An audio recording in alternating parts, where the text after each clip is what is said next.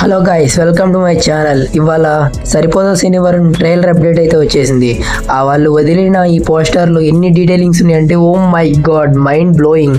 First detailing వచ్చేసి ఇట్లా నాని గారు ఆ లెగ్ని టచ్ చేసి పట్టుకుంటారు కదా, అయితే తన చేతికి ఇట్లా రోప్ ఉంటుంది. ఆ రోప్కి అట్లా ఫైర్ అనేది అంటుకొని ఉంది, కానీ మన నాని గారికి ఏం అవ్వట్లా. ఇదొక ఏమన్నా సూపర్ హీరో టచ్ ఉంది కదా, ఇది ఏమన్నా.